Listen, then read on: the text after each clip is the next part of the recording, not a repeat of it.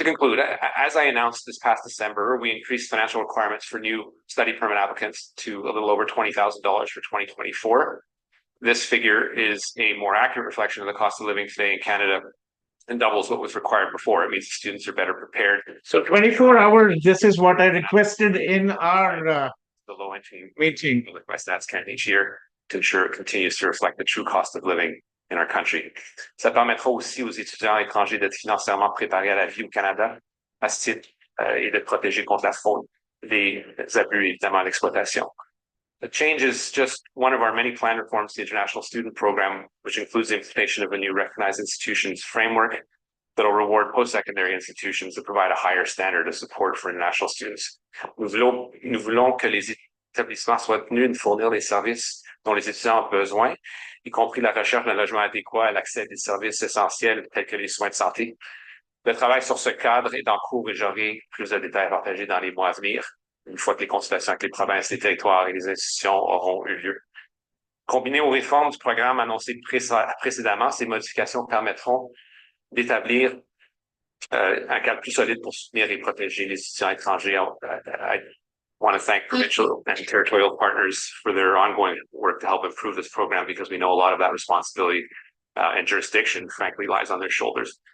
As well, I'll be meeting with provincial and territorial ministers on May 10th to discuss our plan for a sustainable, trusted immigration system and how to better align our immigration levels with the needs that have been expressed across the country. Previously floated the idea of 30 hours. Can you talk about how you got to 24? Yeah, look, 8 shifts is 3 shifts of 8 hours. It seems reasonable. It's a lot to be working during the week. We know that over 20 hours, there are more than 80+% of students working over 20 hours. We think it would have been unduly burdensome to reduce it to 20 hours or even more. We know from studies as well that when you start working in and around the 30-hour levels, there is a material impact on the quality of your studies. And again, being able to work 30 hours a week is as close to a full-time job, and it doesn't make sense. It does not match with the idea behind the international student program, which is to study and not to work. But again, it costs a lot of money to be an international student. It can cost $40,000. So we don't want to put them in undue hardship. Students that want to come here have to realize that they can only work 24 hours in order to offset some of their costs or bring the material resources themselves when they come. Why is it too fall? It's just the implementation program. There's a consultation period that by law we have to undertake. Canceling the policy right now means things snap back to 20 hours. Now, if you're a student and you're on break, like most students, you can work 40 hours a week or more.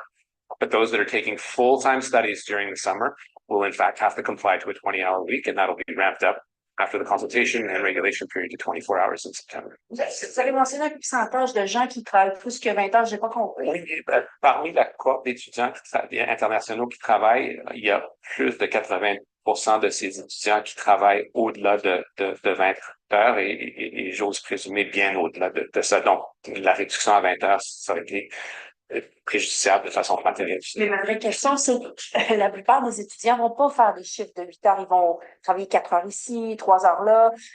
Et donc, je repose un peu la question de ma collègue. Pourquoi 24? Pourquoi pas tout simplement être revenu à 20, par exemple?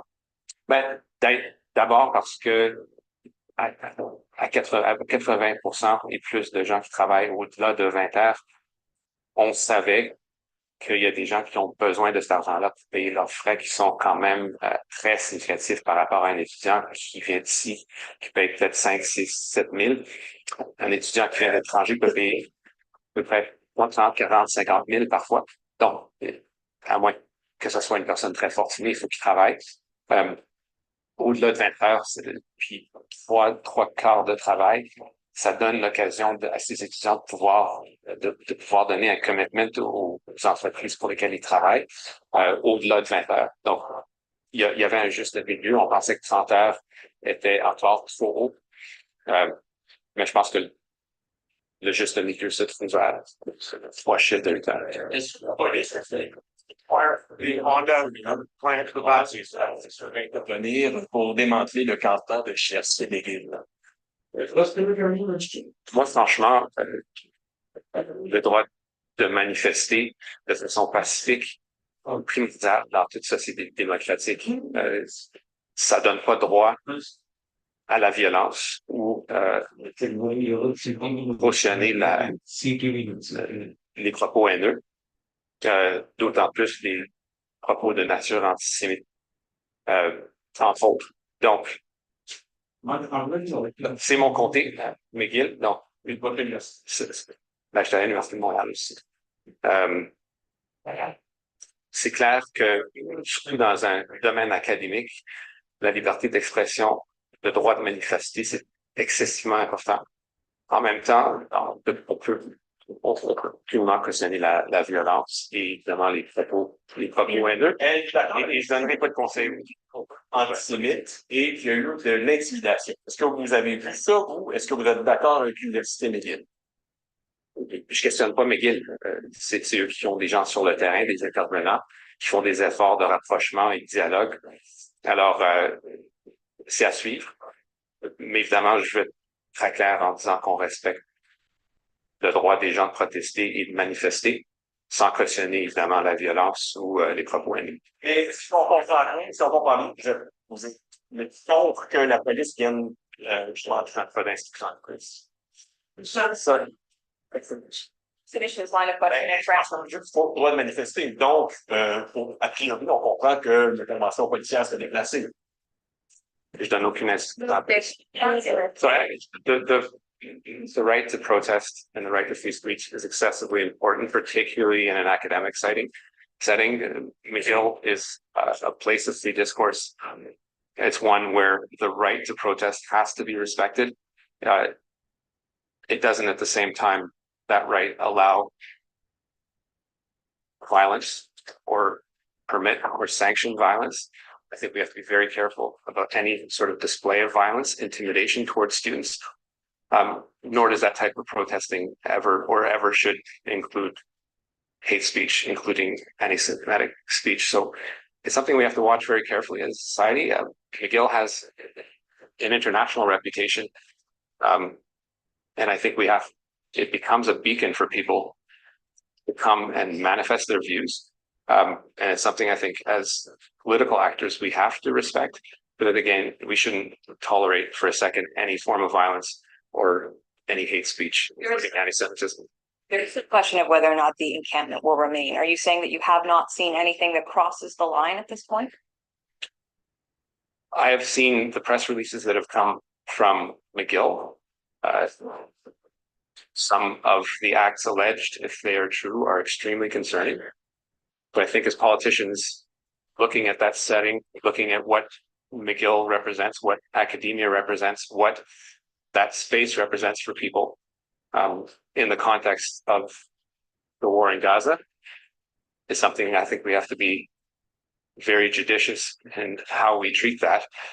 At the same time, we have to be quite categorical if we see any violence or intimidation of students, particularly to preserve that academic environment of freedom of expression and not tolerate for a second hate speech, including anti-Semitism. On the battery factory, do you have any idea yet how many foreign workers are going to be coming to work on that? It's obviously a very big concern to the building unions. We've seen it with the Stellantis plants and Volkswagen. I don't, Glenn. I know that as part of the investment, the investors expect to be able to bring in workers, whether they are specialized or otherwise, under the free trade agreements that we have and that we benefit from.